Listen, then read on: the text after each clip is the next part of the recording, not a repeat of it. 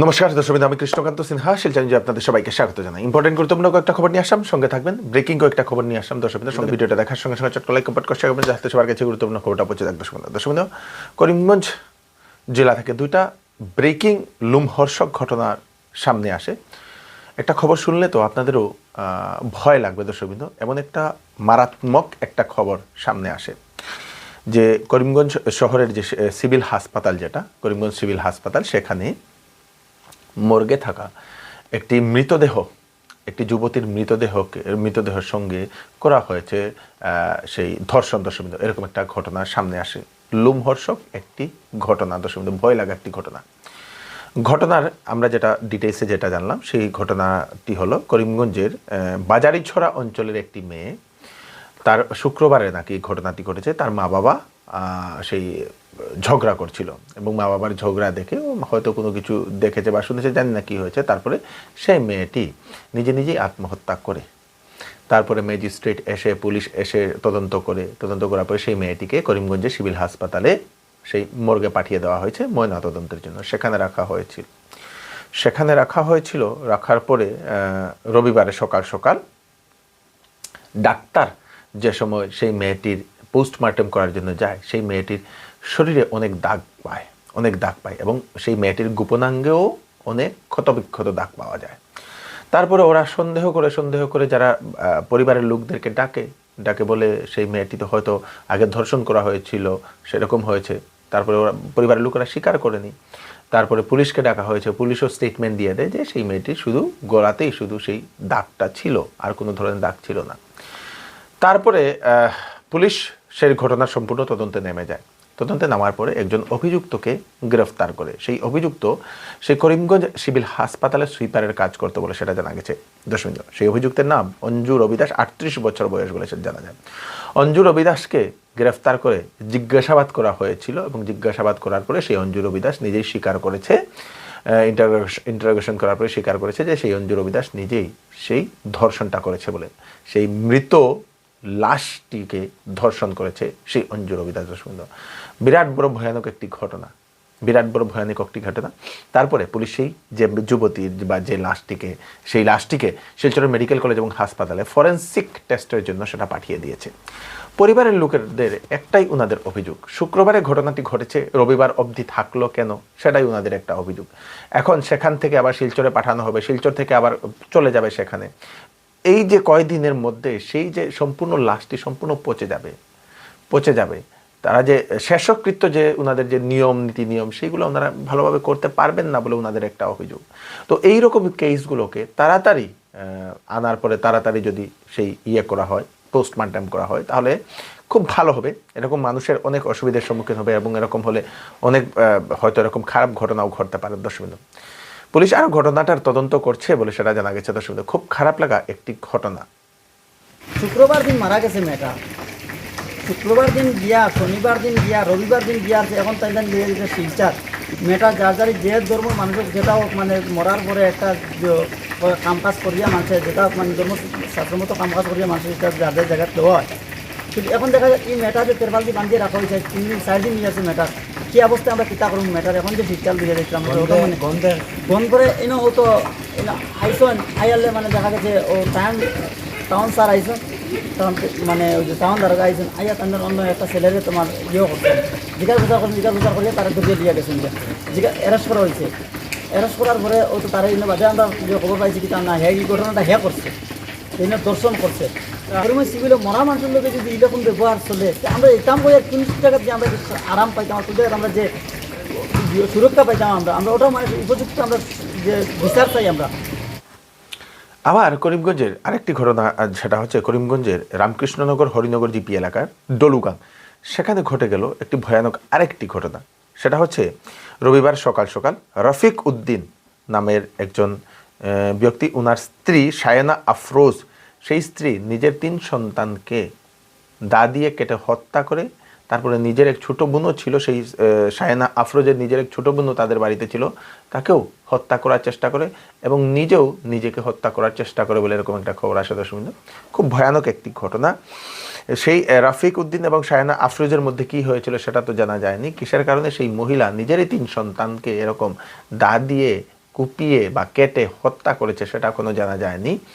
সেই যে ছোট সায়ানা আফরোজ যে মহিলা, সেই মহিলার ছোট যে বোন, সেই বোনকেও ক্ষতবিক্ষত অবস্থায় পাওয়া গেছে, হাসপাতালে নিয়ে যাওয়া হয়েছে।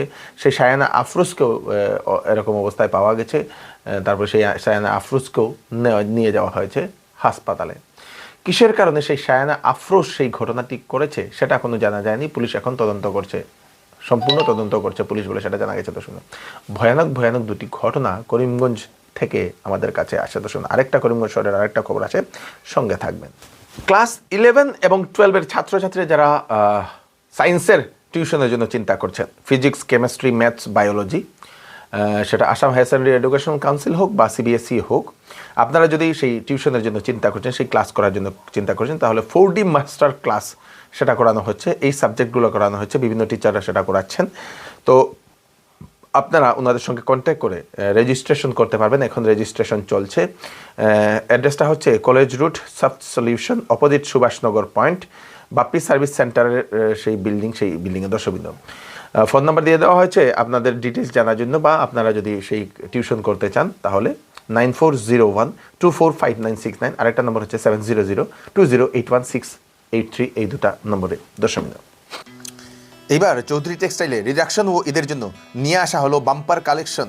বেনারসি 800 টাকা থেকে শুরু, জামদানি 300 টাকা থেকে শুরু, আপ টু 70% ডিসকাউন্ট ঈদের কালেকশনে। বেড কাভার পাবেন মাত্র 120 টাকায়। 10 দিনের মধ্যে কাপড় পছন্দ না হলে টাকা ফেরত পেয়ে যাবে। তাই তাড়াতাড়ি দেরি না করে চলে আসুন চৌধুরী টেক্সটাইলে। চৌধুরী টেক্সটাইল, ফাটক বাজার, গলি নম্বর 2, ফোন নম্বর 038422340663।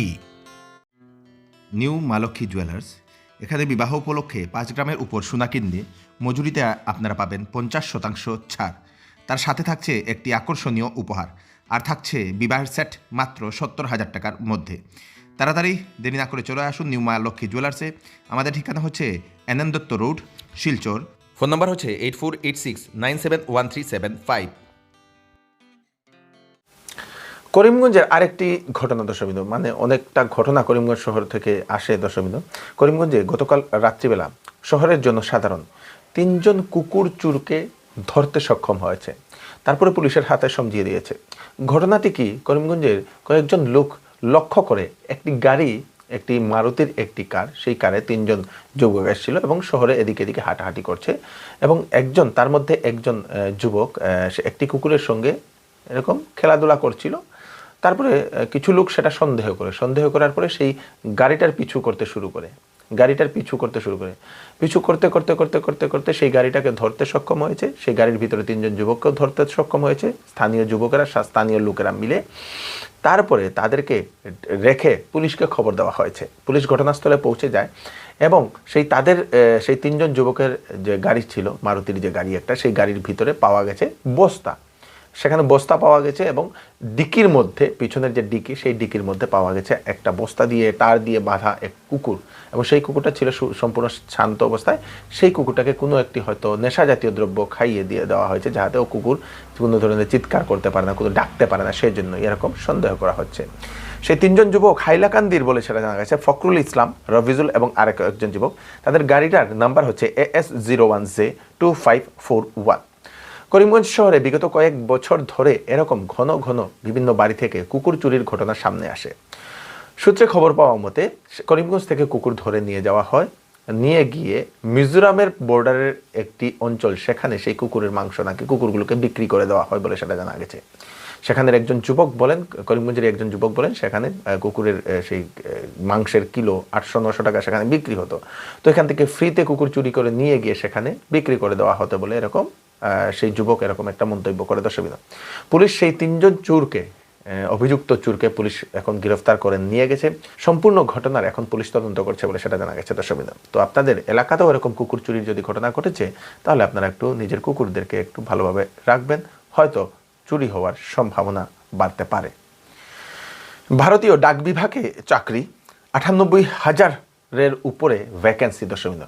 ম্যাট্রিক পাস ছেলে মেয়েরা আবেদন করতে পারবে ডাক বিভাগে, মানে পোস্ট অফিস ডিপার্টমেন্টে। পিয়নের পোস্ট আছে 59,099টি। ম্যানিগার্ডের পোস্ট আছে 1,445টি। মাল্টিটাস্কিং স্টাফ আছে 37,549টি। বয়স 18 থেকে 40 বছরের ভিতরে ছেলেমেয়েরা আবেদন করতে পারবে। বেতন 25,000-এর ঊর্ধ্বে। www.indiapost.gdsonline.gov.in ওয়েবসাইটে যান। তাড়াতাড়ি ওয়েবসাইটে গিয়ে আপনারা অ্যাডভার্টাইজমেন্টটা দেখে নিন, পড়েন। সব কিছু তো হলে আপনারা তাড়াতাড়ি আবেদন করে নিন। দর্শকবৃন্দ, আসামের মাননীয় মুখ্যমন্ত্রী ডক্টর হিমন্ত বিশ্ব শর্মা মহোদয় কয়েকটা আবার অ্যানাউন্সমেন্ট করেছেন। সেটা একটা স্পেশাল অ্যানাউন্সমেন্ট হচ্ছে চা বাগানের ছাত্রছাত্রীদের নিয়ে। চা বাগানের ছাত্রছাত্রীদের মেডিকেল পড়াশোনার জন্য 28টা সিট রিজার্ভ করে রাখা হয়েছিল এবং সেটাতে আরও 3টা সিট রিজার্ভ করা হয়েছে, মানে অ্যাড করা হয়েছে। মোট 31টা সিট চা বাগানের ছাত্রছাত্রীদের জন্য মেডিকেলের সিট রাখা হয়েছে বলে মুখ্যমন্ত্রী সেটা একটা মন্তব্য করেছেন। দর্শকবৃন্দ, খুব ভালো একটা খবর। দর্শকবৃন্দ, এই হচ্ছে আজকে স্পেশাল আপডেট। আপনারা তাড়াতাড়ি জন্য সাথে সবাইকে পাঠিয়ে দেবেন যাতে সবার কাছে পৌঁছে যাক। আমি কৃষ্ণকান্ত সিনহা আবার নতুন আর কি ফ্রেশ আপডেট নিয়ে আবার আপনাদের সবার সামনে ফিরে আসবে। ততক্ষণ আপনারা সুস্থ থাকবেন, সেফ থাকবেন, সবাইকে সেফ রাখবেন। নমস্কার।